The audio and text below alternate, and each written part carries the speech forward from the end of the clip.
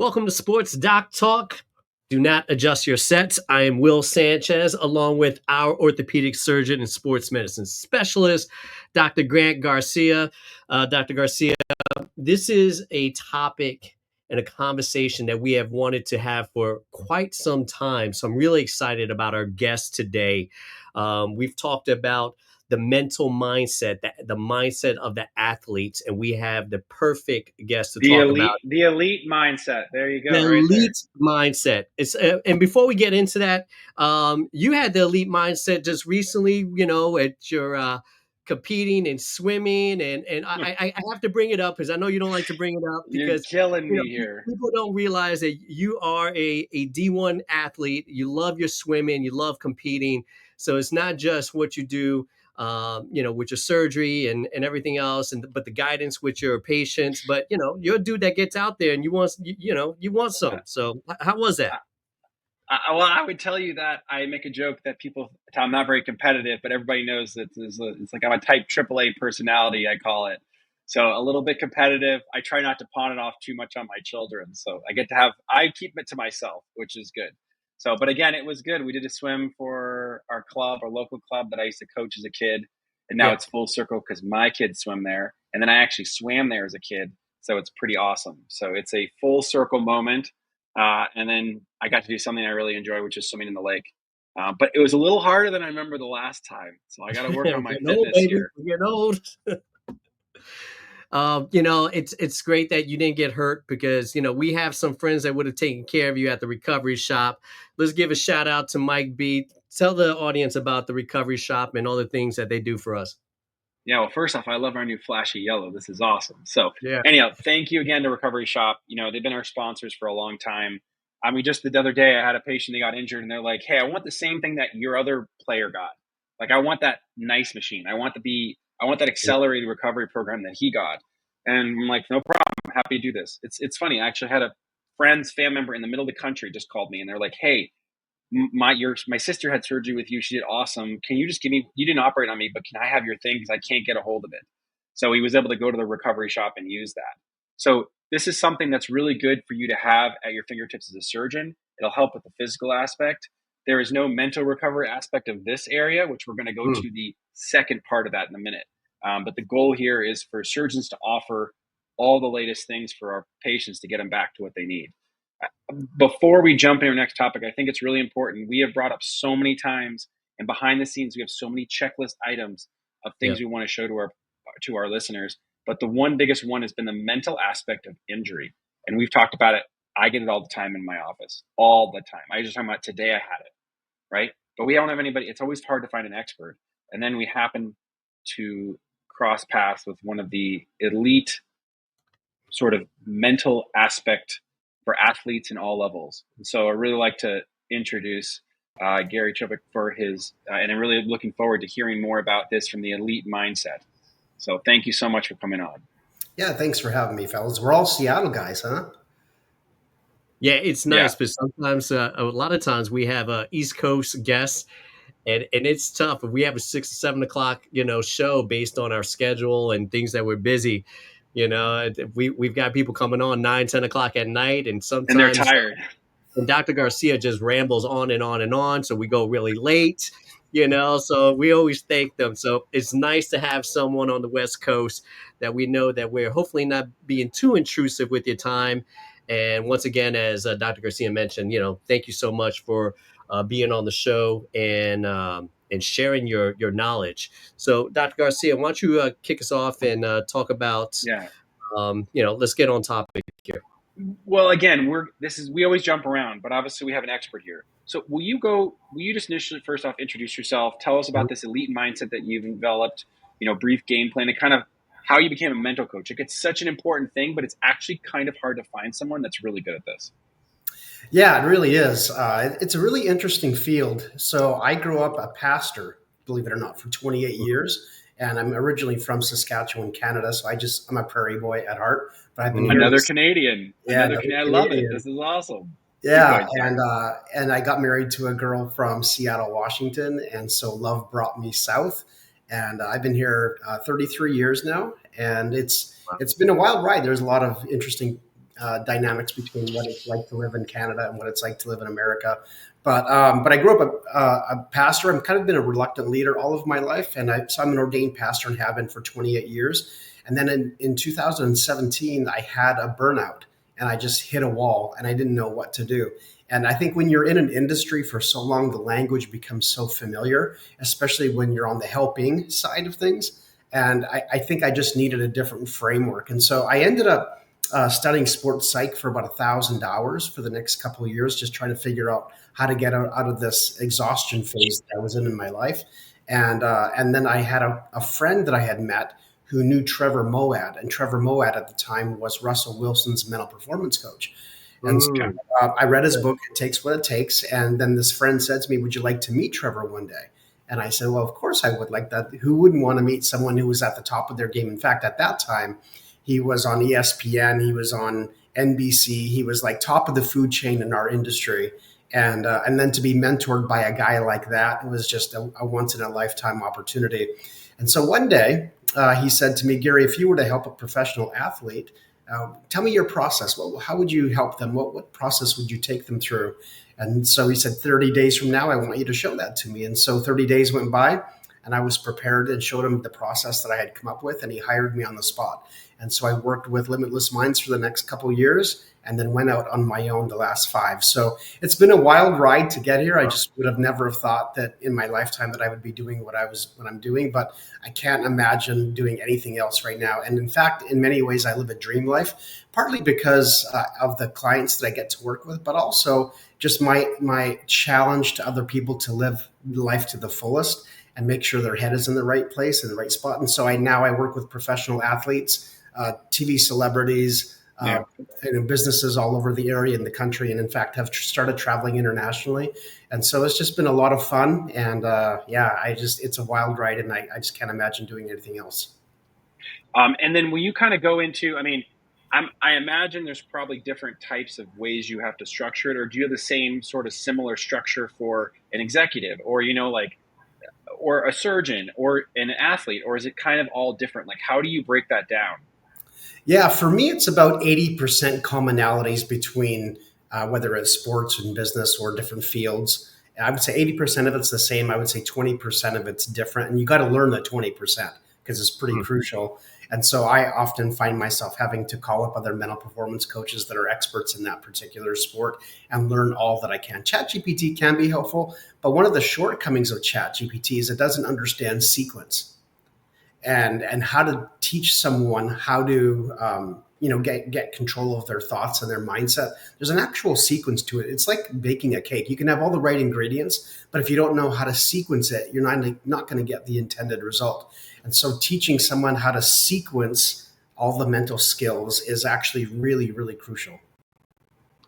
I love kind of where you're going with this, because a lot of us know what we're supposed to do, but getting to do that or acting upon it and taking those steps, that's a whole other area that a lot of people struggle with, So what are some of those things, or how do you communicate that to someone that knows what's happening or knows what they need to do, but you help them, see it clearly and start them to get on that right path?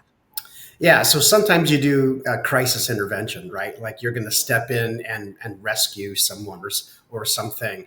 And there is a time and a place for that. And so they're in crisis and you deal with that issue. But if you have a little bit of time, that's when you can really lay a really solid foundation. So for me, and the way that I think it in my world, for me, motivation is not the holy grail of all performance.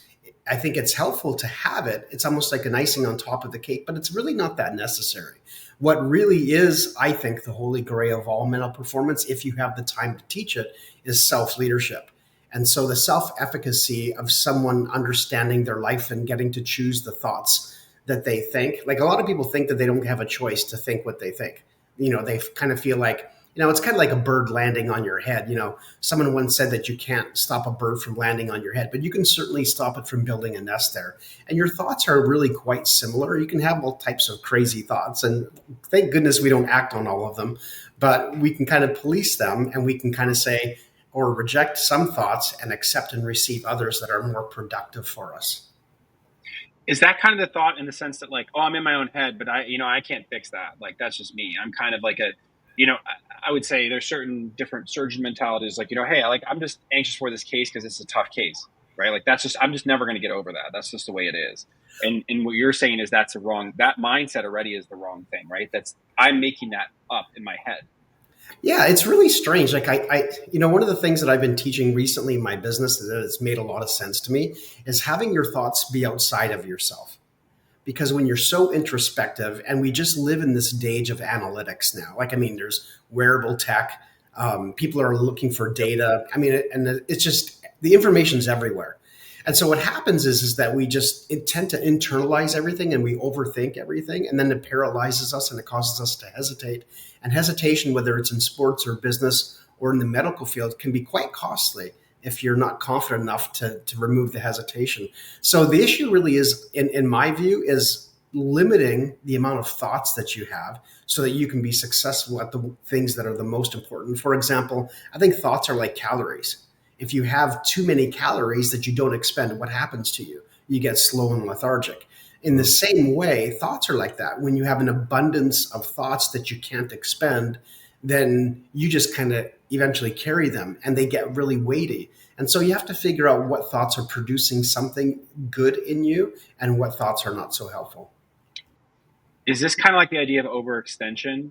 It's the idea that like, hey, listen, a lot of us are going different directions, and these athletes are getting, sponsorships, and then they're getting told performance. And if they get hurt, they're told recovery. And like, is that the idea of like, you just have too many things coming at once? You need to focus on the high efficiency directions, or what is that, just to clarify? Well, both. So internally, you can have too many thoughts that you have to be able to narrow down. Steve Jobs would talk about the signal and distortion ratio, right? Or signal to noise ratio. So you have to focus on the things that are the most important in that moment. And then outside of yourself, athletes are more distracted than ever with social media and with the opportunities that are coming their way. And now with NIL, it's like, just focus on the game. But young athletes can't even barely do that anymore because they're looking for sponsorship deals and they're looking for opportunities to get paid. And so is so much distraction in our world today for athletes. And I'm not sure it's that much different for the rest of us in different vocations, where the distractions are so immense and your ability to learn and know things are just immense. But there's a difference between knowing something and experiencing something. So we might be book smart with something, but in terms of actually getting to know something intimately, it's just very different. And there's no way to really know things until you experience them. But if we're spending so much time in the knowledge arena and inside of our own heads, or we're studying something on our phones or using ChatGPT, that's not really knowledge per se. It's information, but it's not really intimate knowledge of something. Do you have an exercise you use? Oh, sorry, Will. No, go ahead. Finish that and I'll jump in. Go ahead. Do you have an exercise? Like, what would you do for that player, right? So let's say you're kind of saying, hey, you have to experience, right? But if your experience is you have to experience winning the game, right? They're not going to win the game to experience. The whole point of what you're doing is hoping that they can win the game because they're clear and their mind's clear. How would you get them to get that experience or knowledge rather than just seeing it on ChatGPT or the internet or talking about it? Yeah, there's no way to help a player by teaching them and adding on to what they already know without removing something. So think of it like a cup. You can only pour so much into a cup, where you have to say, okay, listen, what thoughts do you need to let go of? What do you need to subtract from your life? I remember being a leader in a nonprofit in the church for many, many years. I led on a local, national, regional, and national level. And my wife would always say to me, Gary, for everything that you take on, you have to let go of two things. I'm like, there's no way I can do that. This is such a great opportunity. But she would just sort of ground me and say, no, you got to let go of two things because it has to be that important. And I think in the same way, thoughts just have to be poured out of your head. There has to be some type of subtraction so that you can perform at a high level. And in fact, I call it intentional naivety. You have to choose to be naive about something or not know something so that you can become really excellent at what you do. So in some ways, I like to teach it as perfecting the simple. So just perfect the simple things, perfect your thought process so it becomes so instinctual that you don't really have to think about it. But there's no way to do that without getting in the mental reps and the physical reps so that you can perform at a high level. I want to go back to the NIL, and it's clear now that your wife is the original elite mindset master behind all this, because she has set the guidelines and given you the tools for you to share with the rest of us. So we want to thank her in So advance true. for everything that she has done to get you where you need to be.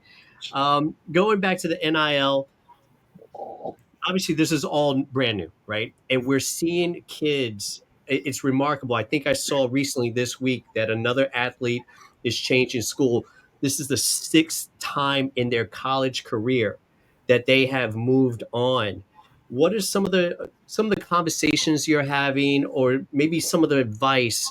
Because you said something really important there with having too much information, and maybe they're getting that from parents, coach, agents, where they're not really enjoying or fulfilling their obligation to themselves to having a sustainable college career, and they're looking for the next thing and they're moving around. What are some of the concerns when you have athletes that are going through something like that? Well, it's interesting how important environment is. And in order to be successful, you have to be in an environment long enough. But we live in this day and age now where you're right, players are moving back and forth. And now what they're doing is signing 1 and 2 year contracts because with a college, it's Yeah. because they want the freedom of after a year or two to be able to go somewhere else. And the colleges with the really good players are asking them to commit to longer contracts. And so we're just in territory that we've never been in before. And it's incredibly confusing. And everyone's just trying to keep up with the changes. But in order to be successful at something, you really do need a level of consistency and repetition and rhythm. Like a lot of people don't like to talk about discipline and habits and that kind of thing.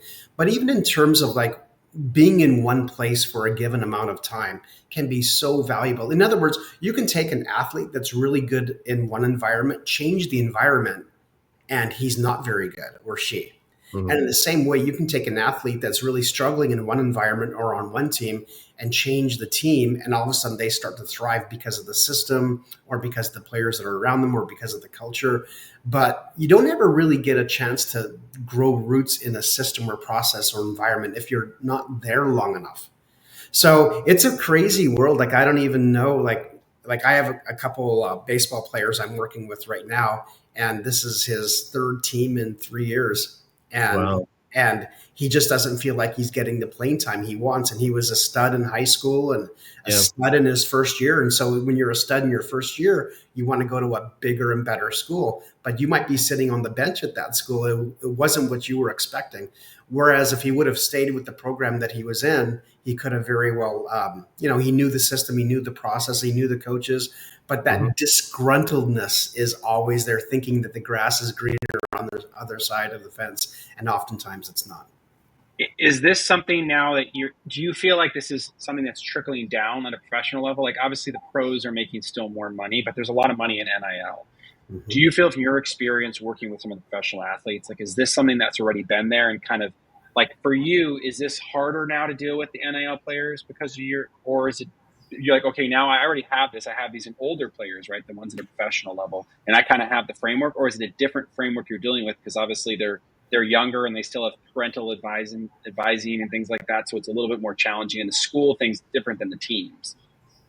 Yeah, it's different. It's a lot of it's the same. There are differences, but a lot of it's the same. In other words, like I'll never forget. I was in Buffalo watching the Bills play the Dolphins, and I'm sitting with a player agent, and the player agent is watching his defensive end play, and Buffalo would score a touchdown, or probably the other team. No, Buffalo would get a sack, but it wasn't his player. Mm. And let's say he's rotating in and out. Let's say every drive they rotate. Well, the guy that was rotating in, the other guy that was rotating in that was not this agent's player, when he got a sack, he would be so angry and frustrated because it would make his player look bad. And so it was just like a world that was like so foreign to me that it was hard to even comprehend. And so this is the day and age that we live in, where those agents, when they get to the players at a really young age, they can take advantage of them. They can, at least a pro player sort of has been around a little bit and they kind of know. Mm-hmm. In addition to a player agent, they also have a player manager. And those managers are going to become more and more popular at the college level. In other words, you have these, they're not really an agent. Well, in addition to the agent, now you have a player manager who's managing that player's life. So it's like appearances, it's brand deals. It's not done by the agent, the NIL agent. It's done by the manager of that player. So that if that manager isn't really a great person with high integrity and high character, they control so much of that player's life, where they go, what they do, and what they say to that player and their interaction. So it is a very difficult world. And I'm 56. Like I've been around a little bit. So, I've lived a little bit and you see a lot of things. But when you're, even an NFL player seems really young to me, right? Like they're just 20s. Yeah, or they're just 25. I feel so old. But they're, in so many ways, they're so young. But when you start talking about college players, they're huge human beings. Like they're massive. And you think that they're older than they actually are. And when in reality, they're 22-year-old, young men. I think talking about the players, can we go into this next slide, Will, too? I don't want to get, I love hearing all the Gary's information. I want to make sure we talk about, will you describe this a little bit to us? Is this sort of like something you use in sort of your initial assessment, or how does this work for you? Yeah, so this is something I created, and I've taught it to obviously professional athletes. I've also taught it to the FBI. I've also taught it to law enforcement and fire. It's just been so helpful in so many different ways. I've also taught it to businessmen. And so I created a 4-step process that brings the best out of athletes and high performers when the pressure is on. So I call this CAPE, like a Superman cape, CAPE. So C stands for control yourself. A good example to use in all of this is baseball, but we can change the vocation later, and we can even change it to your vocation, as you're going to do something that requires a lot of attention and focus. So C stands for control yourself. The universal sigh to relax and slow down your breathing is just to take a deep sigh.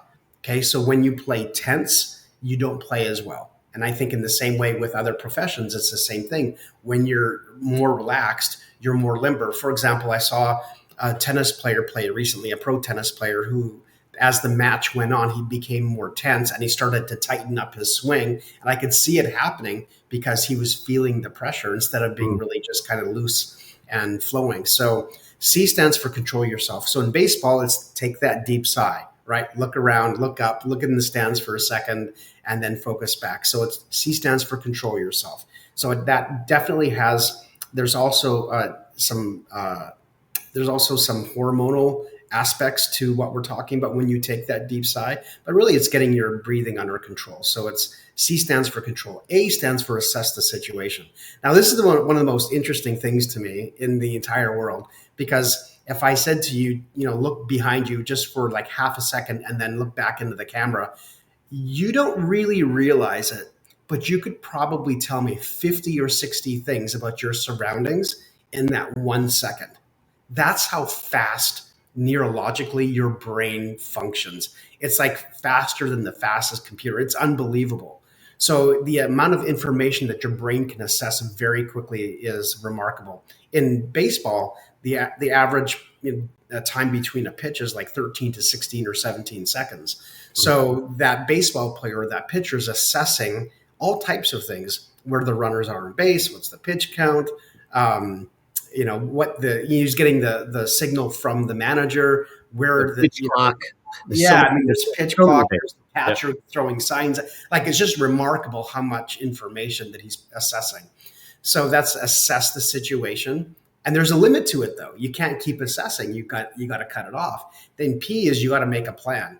So not only is it what happens if the ball comes to me, it's like what happens when the ball's hit to the shortstop, what happens when the ball's hit to the first baseman, what happens when there's all these different dynamics. So you got to make a plan.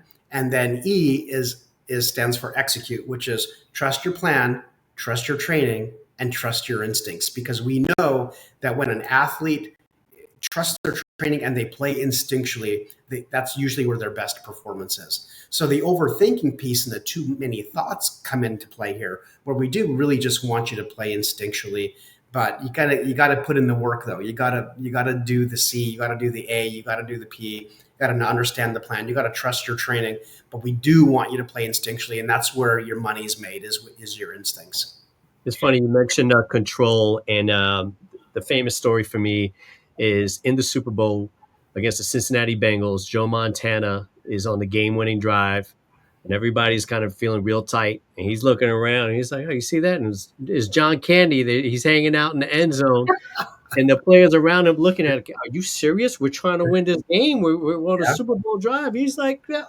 Joe Cool was the perfect nickname for him. He's just hanging around, looking around. So he's assessing, right? He's looking around on the timeout, pointing things, being under control.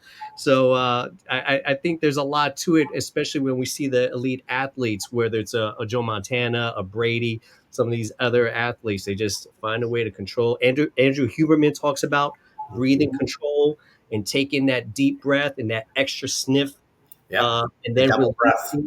And the double breath and how to reset your body and what you're doing. So there's so many things that are resonating when you're talking about this CAPE program that you're utilizing to help people navigate through all this. So anyway, go ahead, Garcia. And Gary, would you say for this, like, how would you approach this sort of timeline? Obviously, an acronym's great, the title's great, everything's great, but how does that kind of work?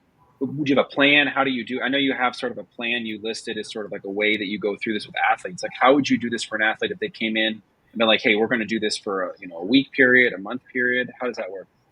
Yeah, it's very interesting. So again, if I have a little bit of time, I can go through my process. So think of it like a pyramid with a circle in it, and in the core of that circle is self-leadership.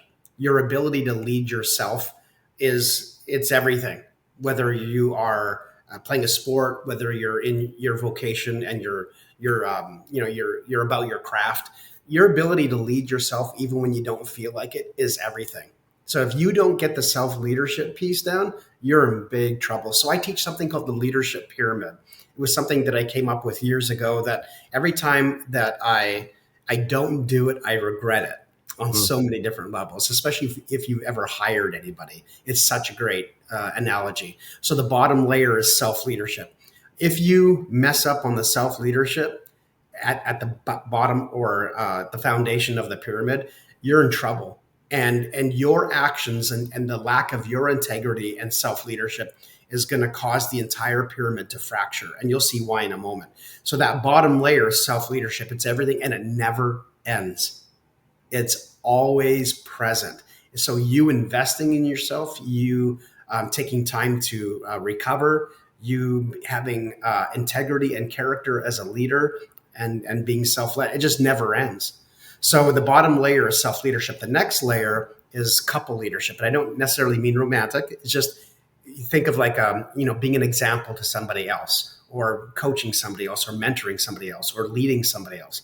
So when you do self-leadership, the next in the sequence is that you can do couple leadership.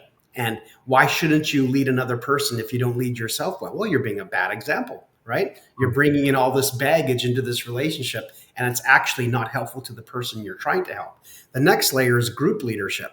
But we all know that a great group leader is mentoring the next in line, right?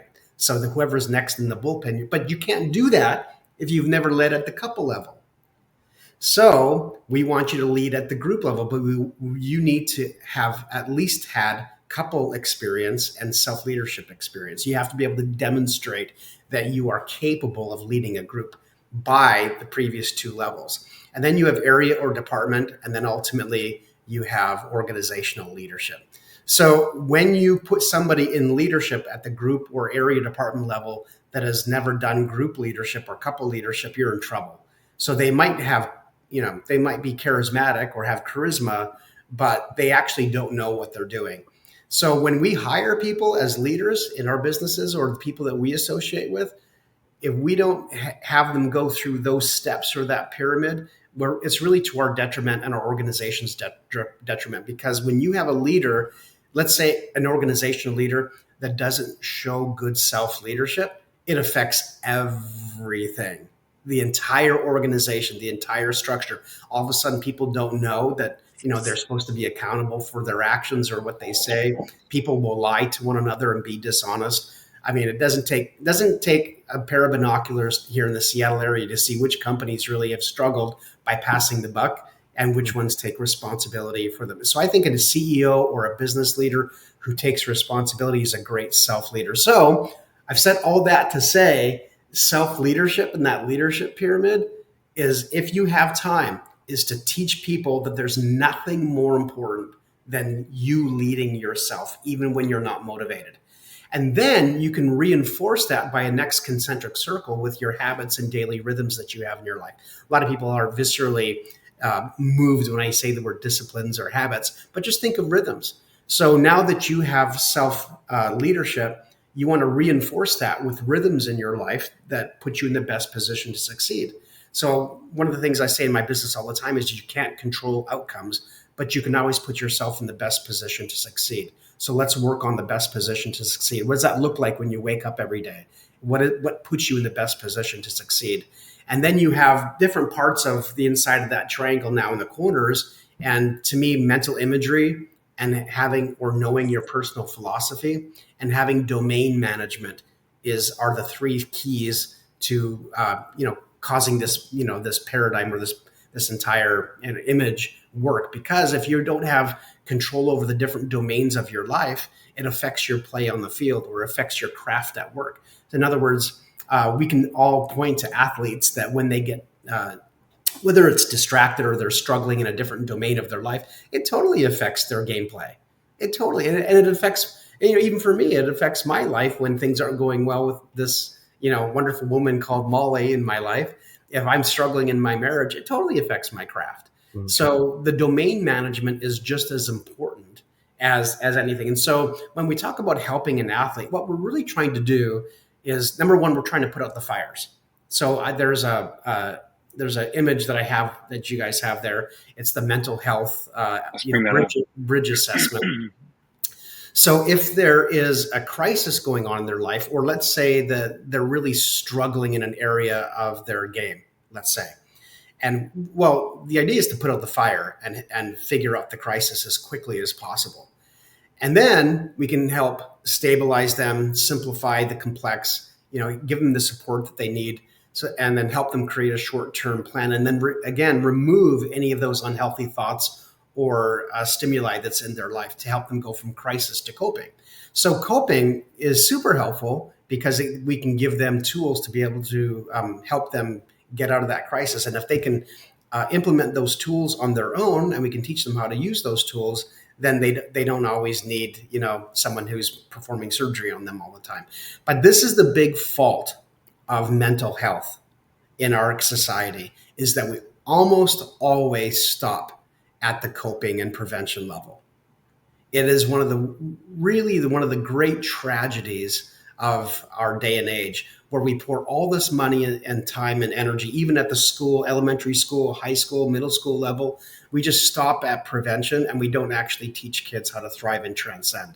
There's in fact, when we're thriving or transcending, we're almost distracted by all the best things in life and all the good things in life, so that we're not even thinking much about crisis and coping. We've already decided that we are going to be the very best we can be. So I think we stop at the coping and prevention pillar, and we just don't go far enough. It was like me walking into a professional football facility, and the coach and I are walking around the facility, and we walk by the training room, and I said, "Hey, coach, that's a lot of what mental health is all about, is, getting bandaged up and taped up and getting iced. But mental performance is like the gym." And so we walk into the gym and we hear the clank of the weights and guys getting stronger. And there's a lot of energy and a lot of excitement in the room.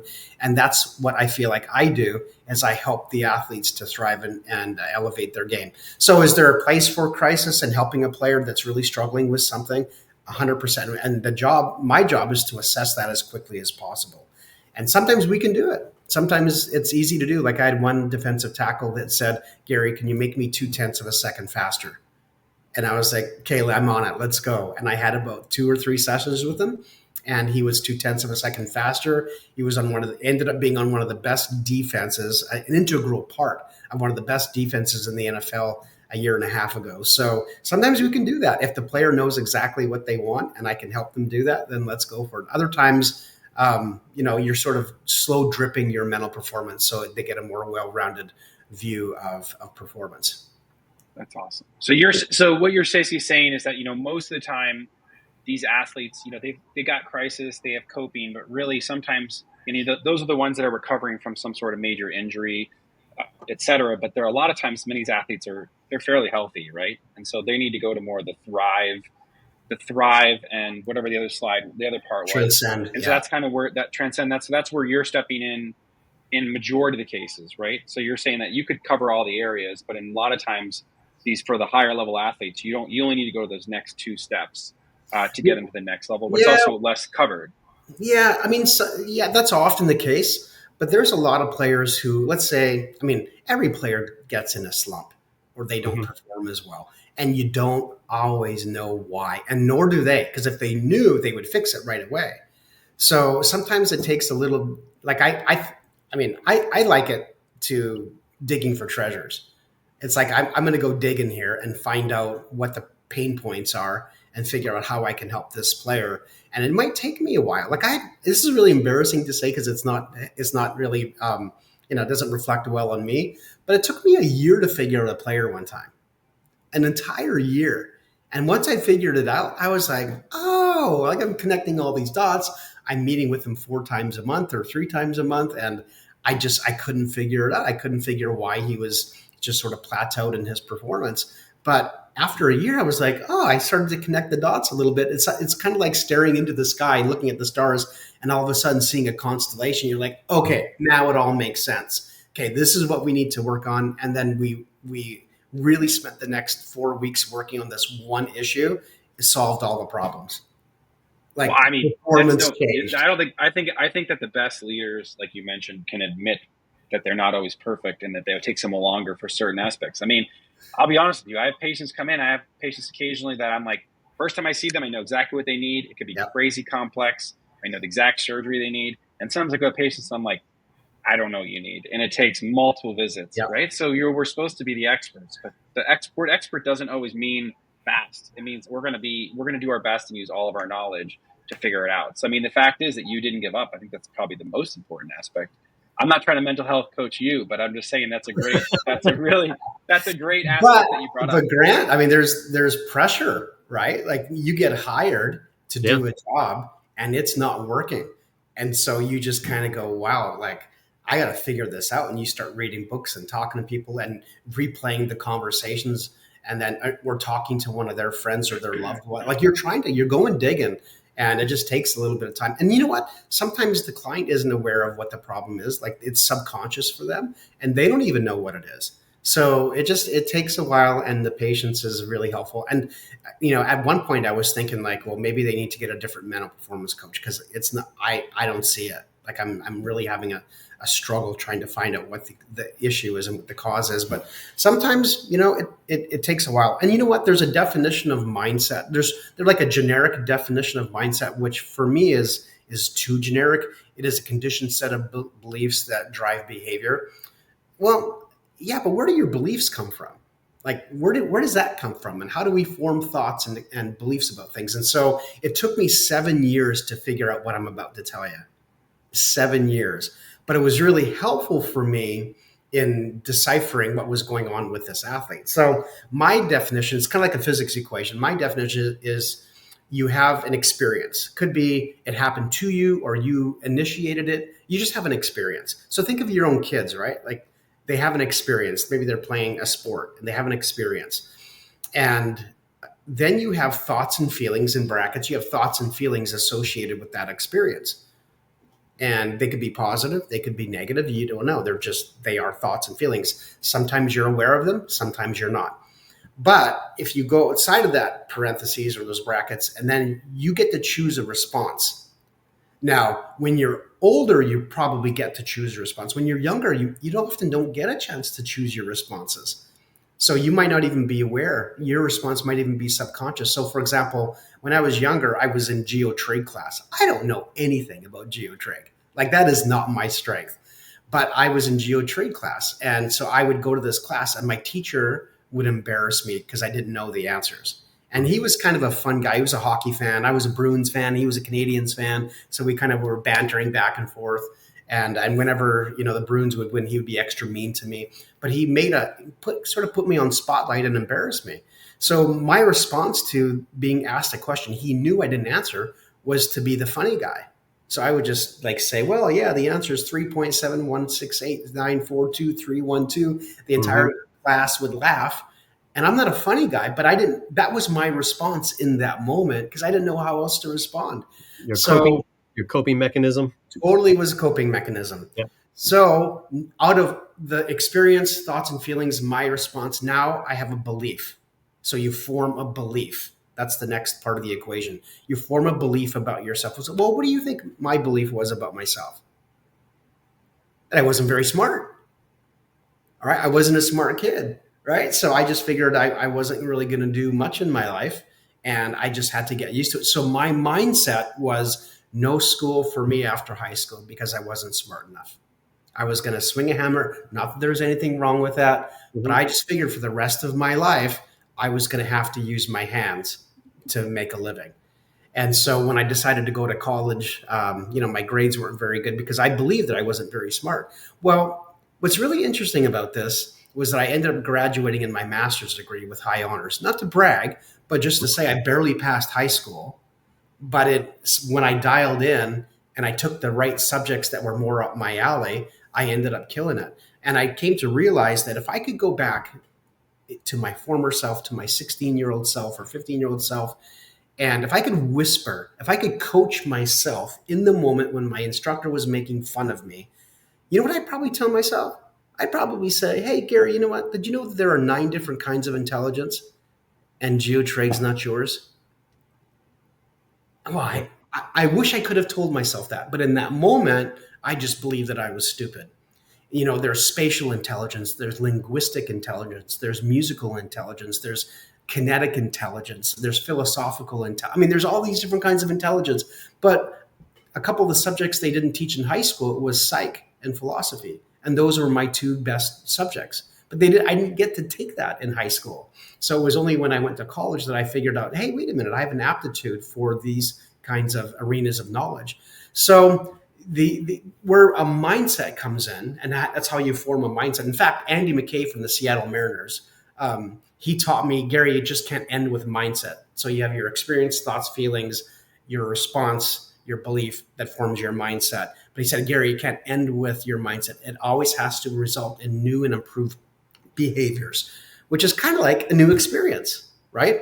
So this is how it cycles back to experience. So you start to give yourself new and improved experiences with new and improved thoughts and feelings, with new and improved responses, with new and improved beliefs that create a new and improved mindset, and it keeps cycling over. And so that's how you build a mindset. But sometimes you have to go back to that experience. And it was really funny because I didn't think that I had anything in my past that, people always say, are you going to go back in your past and figure yourself out and whatever? I'm like, I don't know. I don't have anything. But when I took the time to really slow down and say, oh, you know what? That classroom, that geotrade class was very formative in my mindset for many, many years. And it had a huge impact.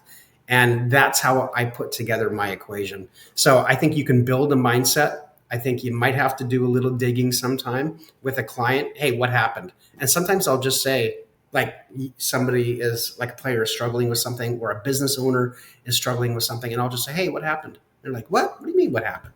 I'm like, yeah, what happened? Well, what are you talking about? You're stuck here, right?